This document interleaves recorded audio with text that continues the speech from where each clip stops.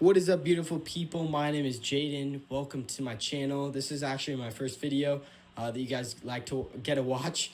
Yeah, I love monitor lizards, reptiles. I've had them since I was like 6 years old, and so this is just the first video. Yeah, and this is mostly kind of a blue tail monitor care sheet and how I set up his enclosure that's budget friendly and pretty simple. Like, I'm 14 years old and I could set this up pretty easily with just a little bit of a friend's help. Yeah, so this is Echo, my blue tail monitor. For blue tail monitors, he's actually pretty chill. He's only a sub-adult. He's not full grown, so about a year old now. But yeah, he has beautiful coloration, one of the most stunning ones I've seen.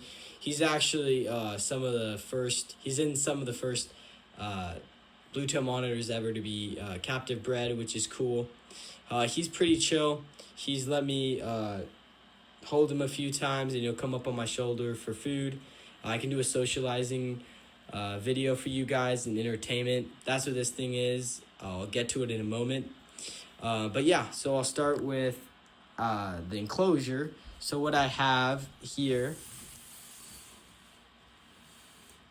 is a 4x2x4 Zen Habitats enclosure. They are not a sponsor of mine, but they have great prices. And so yeah, it works pretty well. It is a little wobbly sometimes, but it works well. If you have tiny monitors, I wouldn't recommend the enclosure because this tiny gap. So if you have what I'll show you at the end of this video, stay tuned and make sure to keep watching because got a new species of animal, maybe even monitor lizard that I can grow out and breed. So yeah, stay tuned. And it's 4x2x4. I set it up, screws, I just followed the instruction video. And then next I added the substrate.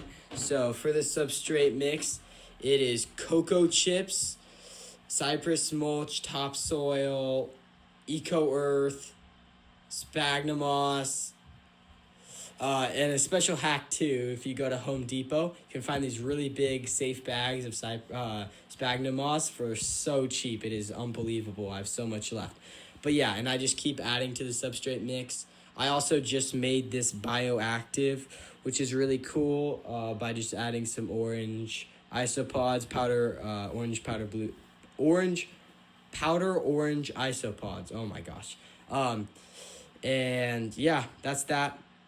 For plants, I just stole my mom's house plant, which is a Swiss cheese plant, was what I call it. It's a type of Monstera. They're safe.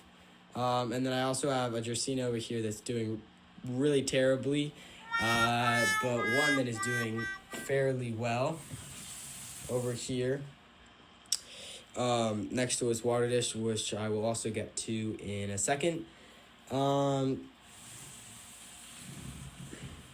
That's about it for plants. I also have this bamboo that I cleaned really well and added to his enclosure, which he likes. It just adds a little bit more coverage, which is pretty cool. I also, my mom and me made a deal if I keep this in my room because she doesn't want it outside anymore. It's not doing great in my room. When I upgrade this little guy's enclosure into a 6 foot by 6 foot by 6 foot enclosure for his full size enclosure, which is pretty crazy. They don't need that much space, but it's really nice to give them that much space. I get to put this palm tree in there, which saves me like $30, which as a 14-year-old kid, I love. Next would be wood. So this one's a bit of a process. So you can bake the wood for 1 or 2 hours at 250 degrees in the oven if it's short enough. If it's not, you can put it in a bathtub and soak it for 1 to 2 days with a little bit of bleach and a lot of water, and then you can hold it down with strings and rocks. And also, the wood I used, I just found it outside, cool pieces that reach the full length of the enclosure. I think it's mostly oak, but I also have some other stuff mixed into here. And yeah, that's it for wood. I also added these cool vines that were really cool, and now they're not as cool, that were made out of texture hose that I saw from some YouTube videos with some wire through it, and then I attached it with silicone and Eco Earth. I just smashed it all over the rope so it kind of looks like vines. The monitor tore off all that dirt. So now it does not look like vines, it just looks like black textured hose, but he likes it. Yeah, and for his water dish over here, I can show you really quickly. This is like a 5-gallon, but it's kind of good size. It's like 2 feet wide by like almost 2 feet long. You can't really see it, but it's shallow, but he can almost swim. He kind of wades and like turns around and spins and swims in it. They do not need a water source, but many keepers don't think that they need a water source. They don't, but I highly recommend one. He's Echo here seems to love his, which, yeah, so I recommend that. I just do a water change on it once a week. That's what this bucket is for. Yeah, my room's messy. Sorry about that. Yeah, and for lighting, I have halogen bulbs for the heat lamps, which is just to kind of keep it cheap. You can just buy bulk of them for, I think mine are like 75 watt, and it gives them like a 140 degree basking spot with like 78, 80 degree cool spot. And then for lighting, I have a really big UV strip. That's one thing about the halogen bulbs, they do not contain UV, so you need to substitute that UV. Monitors love UV, so give them a lot of it and their colors will pop. It's also good for their bones and some other things, helps them absorb calcium. And then I used to be a reefer, so I kept a saltwater fish tank, and this was for growing coral. It also works great for plants. I'll say decent for plants, because you can kind of see how mine are doing. Not great. And then I have a Reptifogger that I use to keep the humidity in check. Because of my water dish, I don't have to use it as much, but I still try to mist / fog once a day for about an hour. But because if you have a big water dish or a pond like that, it keeps the humidity in check pretty well. I also have this toy. You're probably like, what is this toy? I can build more. I'll show you how to build one in a future video, possibly in a socialization video. But this is a little enrichment feeder for him.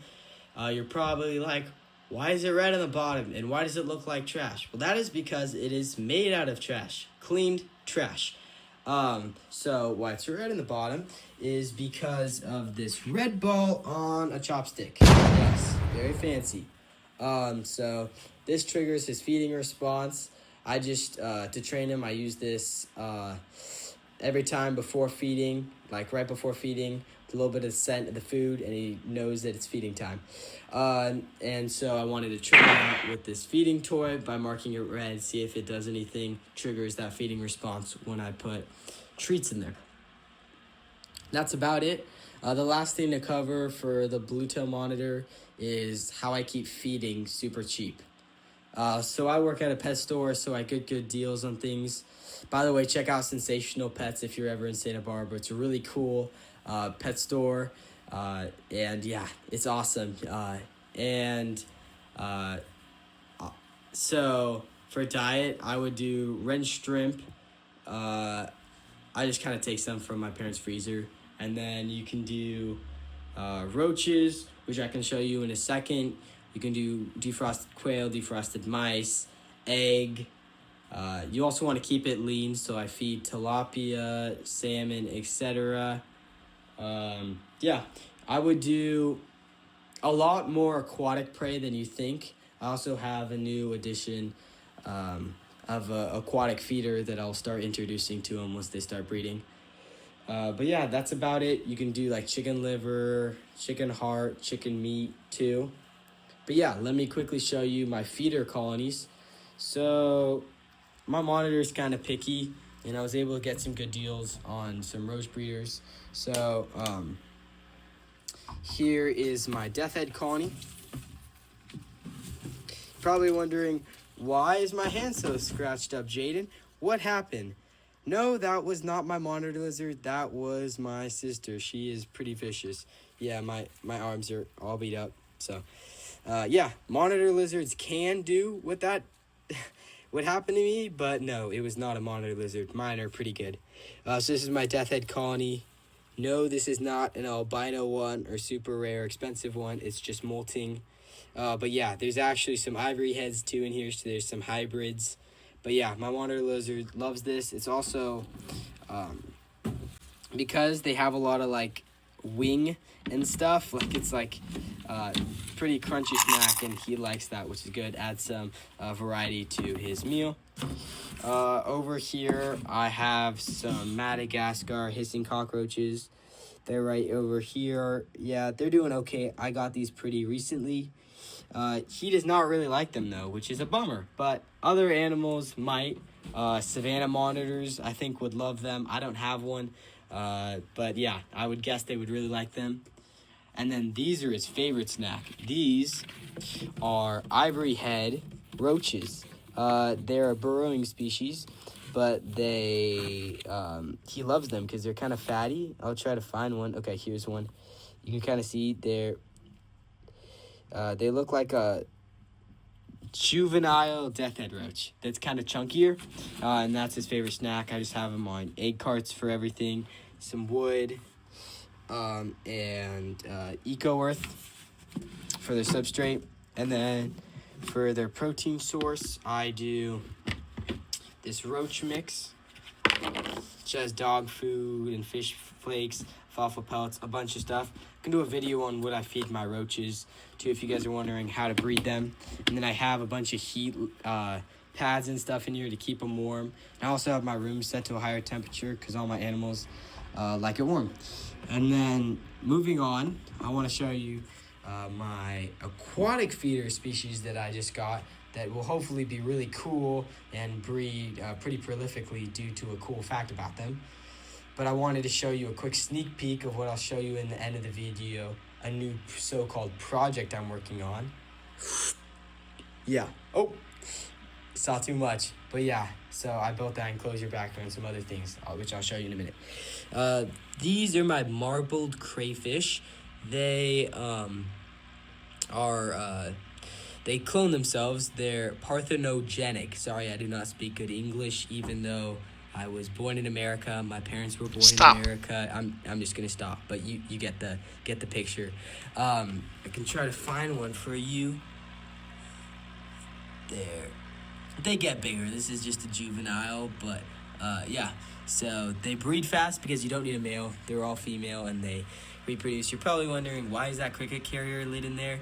That's because I was lazy and I wanted to give them some separation if they wanted to. So yes, there is a gap, but they don't really like walking over the air stones, so they kind of just keep to themselves for the most part. If they go together, that's one thing.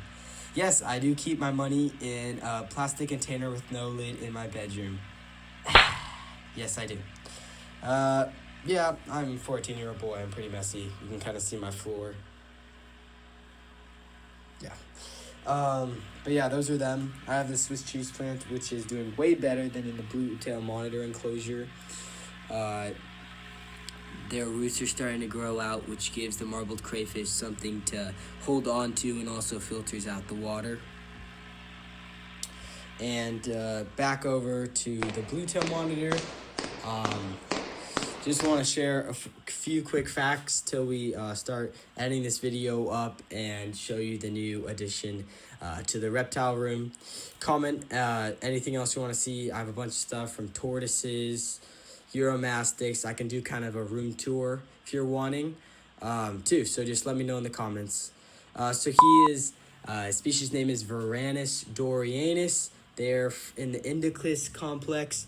They're from Papua New Guinea and other places in Indonesia. They're kind of found in that swampy jungle, which is why I recommend feeding a high aquatic prey diet, because they don't have that much quail, or they would actually have more mice than quail where they're from, and not quail like birds. Birds would be a very rare occasion for them. Same with mice, but there's like jungle rats and some other stuff that they can eat.